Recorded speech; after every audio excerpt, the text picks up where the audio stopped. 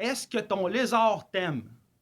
C'est une excellente question et on va aborder le sujet aujourd'hui dans cette vidéo. Le dragon barbu que j'ai avec moi, je m'en occupe depuis plusieurs années. Je donne plein de bouffe, je m'assure que des paramètres qui correspondent aux besoins de son espèce dans sa cage, change sa lumière, change son bol d'eau, qui va souvent avoir tendance à confondre avec une toilette. Là, j'ai tendance à vouloir croire que le lézard, il m'aime. Je m'occupe de lui. Mais je pense pas qu'il m'aime. Je pense que dans sa vie, je suis pas non plus un maître, je suis pas un propriétaire. Je vais être une autre espèce familière. En fait, je suis ton domestique. Est-ce que le lézard, il aime ça se faire prendre? Est-ce qu'il aime ça se faire flatter? C'est une autre question qui n'est pas évidente à répondre. Parce que il n'y a pas de lecture qu'on peut faire sur le lézard qui va nous indiquer comme son niveau de bonheur. Je vais prendre mon chien par exemple. Mon chien, quand j'arrive chez nous, là, sa queue a dit qu'il est content. Là, je vais lui donner des croquettes. Là, il va être plus content. Là, vous venez, ça me tente d'avoir une petite gâterie. Wouhou! Il est full content. C'est que, tu sais, il y a un fouet qui me permet de mesurer l'intensité même de son bonheur. Il va y avoir aussi des lectures qu'on peut faire sur le chien. Les lèvres, les sourcils, les oreilles, leur positionnement vont te révéler des informations sur s'il est en crise ou s'il a envie de jouer. Bien, chez le lézard, c'est difficile à lire. Ce qu'on va pouvoir lire chez notre lézard, c'est des comportements défensifs, des comportements d'inconfort.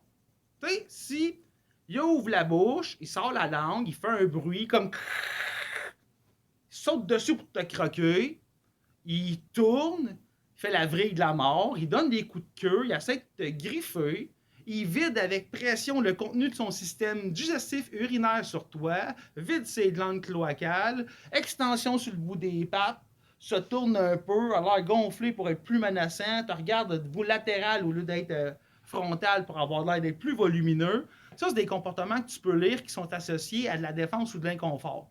Mais du comportement de bonheur, c'est plus difficile. Puis il faut faire attention à la projection. Tu vas flatter ton chat, là, il ferme les yeux. Là, il se met à ronronner. Là, tu le sais qu'il est content, là. Il aime ça.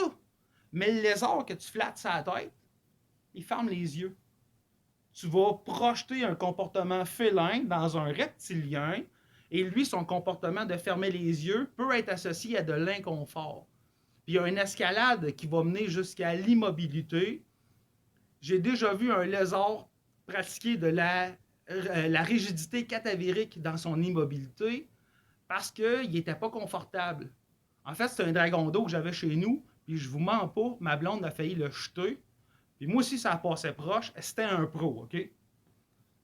Ça fait que les lézards, est-ce qu'ils aiment ça se faire prendre? Peut-être.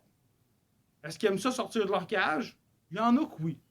Ils vont sortir, ils vont explorer, ils vont assouvir leur curiosité, ils vont aller des pièces dans des endroits qui sont fréquents, se cacher à des endroits qu'ils aiment bien, ils vont aller explorer. C'est que ça, j'ai aucun doute qu'il y a probablement du fun à sortir. Puis le seul moment, je pense que je peux dire où mon lézard est heureux, est-ce quand je les vois faire tout un comportement semblable, c'est-à-dire manger. Moi, j'ai l'impression que quand ils mangent, ça va bien. Sur ce, j'espère que je vous ai appris des choses. Je vous invite à faire des pouces bleus en dessous de la vidéo. On n'hésite pas à le partager. On fait des likes sur la page Facebook de Monsieur Reptile et on s'abonne à la chaîne YouTube. Au revoir.